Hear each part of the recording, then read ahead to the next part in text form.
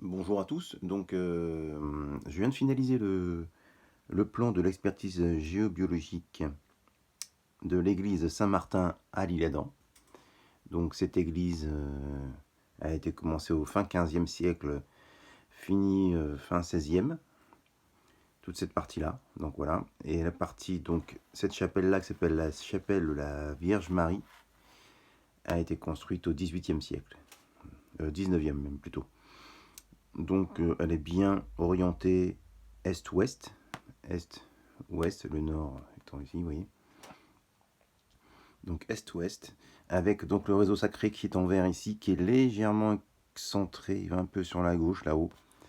Mais, et comme d'habitude, il croise bien le cœur. Donc le cœur se trouve bien, le croisement du réseau sacré se trouve dans le cœur. Il y en a un autre au milieu de la nef. Qu'est-ce que je peux vous dire sur donc nous avons toujours ce croisement de veines d'eau, donc il y en a plusieurs bien sûr, mais bon, celui-ci est le plus important parce qu'en fait, comme d'habitude, les anciens bâtisseurs mettaient l'autel toujours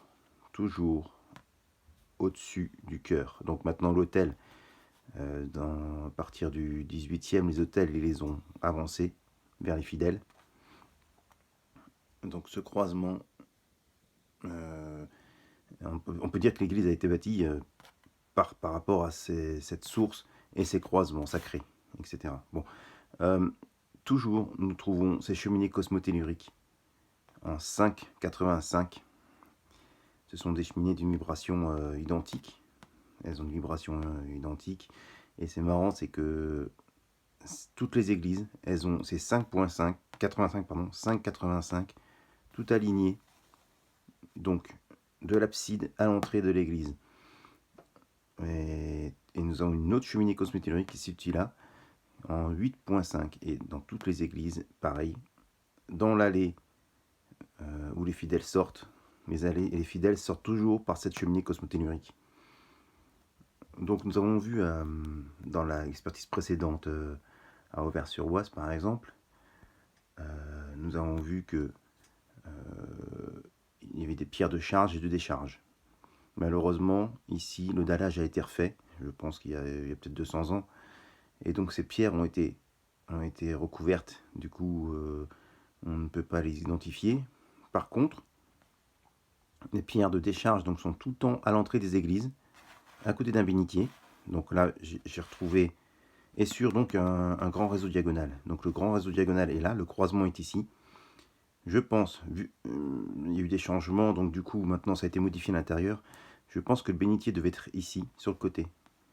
Donc le fidèle rentrait par là, il se déchargeait de ses énergies négatives, il allait écouter donc le prêtre, il prenait son hostie au niveau du croisement du sacré, et il repartait par la pierre de charge qui, d'après mes remarques, sont toujours sous une veine d'eau et à un croisement de réseau de menhir. Réseau de menhir, je vais vous en parler après.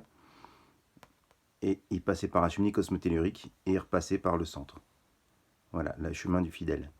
Donc il se déchargeait des énergies négatives, il écoutait le prêtre faire ses allocutions, il prenait l'hostie ici, il repartait se charger, il se chargeait déjà sur le réseau sacré, n'est-ce pas?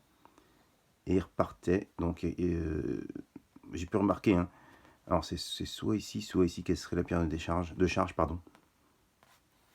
Il se chargeait, il passait par la cheminée cosmotellurique en 8,5 et il repartait par le centre.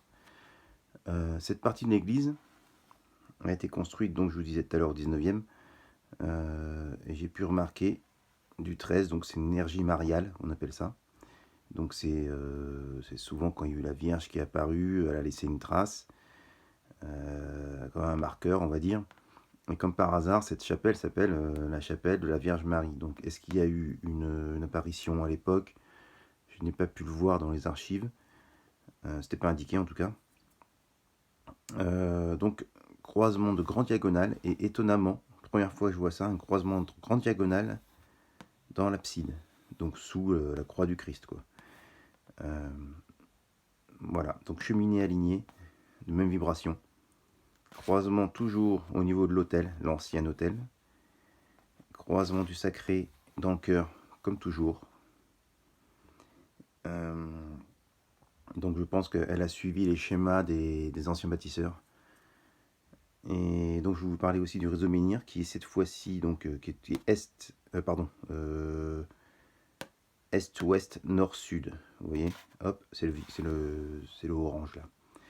Et ce réseau de menhir, c'est marrant, c'est qu'il est aligné vraiment sur le couloir nord et le couloir sud.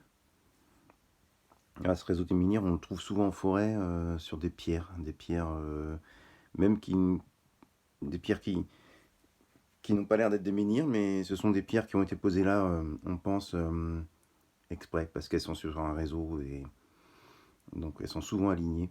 J'ai pu remarquer ça en forêt de Carnel, dans le Val d'Oise, dans une de mes vidéos. Voilà. Donc voilà ce que j'avais à dire. Une église de Saint-Martin à l'Isle-Adam. Si vous avez des questions, n'hésitez pas. Merci, au revoir.